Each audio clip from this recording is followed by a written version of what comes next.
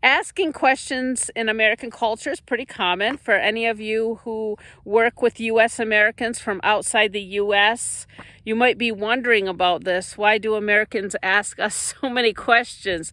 Do they doubt our expertise? Do they not believe what we are saying? Do they not trust us? Are they putting us on trial with judge and jury? Are they making us defend our thesis? Is this a viva? I promise you, in most of the cases, that's not the case. I'm Jennifer Kumar from Authentic Journeys, here to enlighten you on this topic, as I've worked with over 50 companies in India that have relationships with U.S. clients.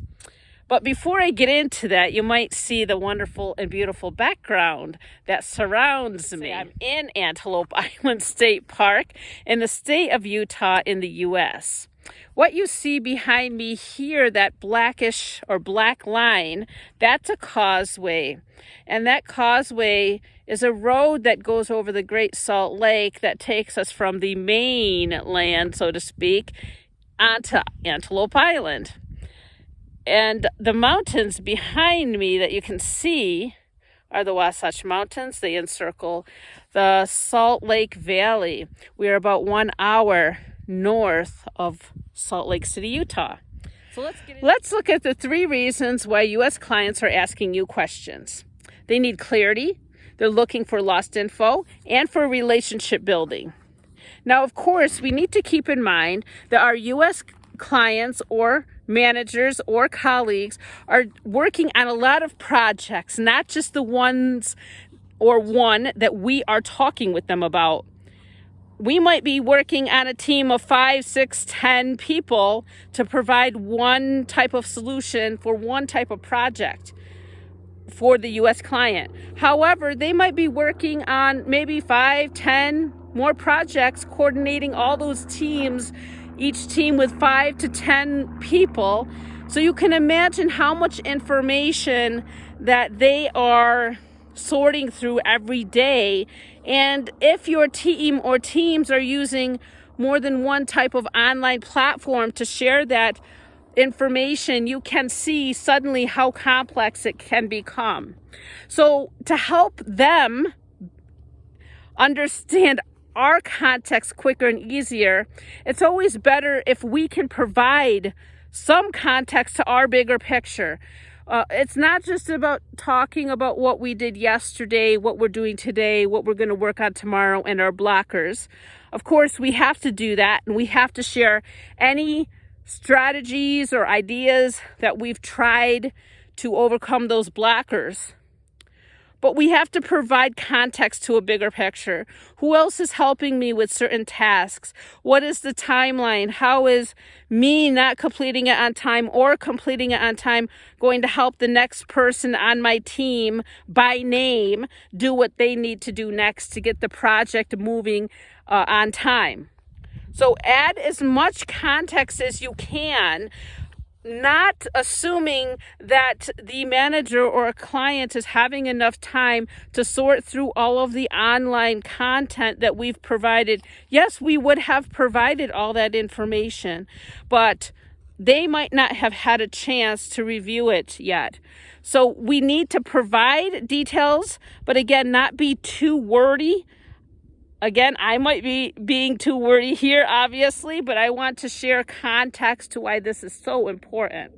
So if they're asking a lot of questions about clarity, probably what you can do to solve this is, number 1, think about all the content or information you've shared on the various online platforms over the last few days since your last status update meeting. Try to organize it in a concise fashion in your spoken status update. Also, what you can do is gain your awareness during the meetings and start noting down the common questions that are being asked of you and your teammates. Have those answers ready next time, so those common questions start being reduced. As those common questions be reduced, you will see the increase of trust and camaraderie with your U.S. counterparts. So just like they need clarity, they might need more information, or they're looking for lost information.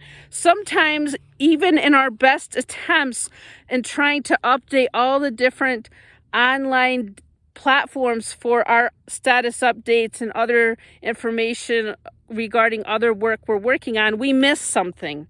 We're all human, and that's completely fine. So they might be looking for lost information. So how can you solve this?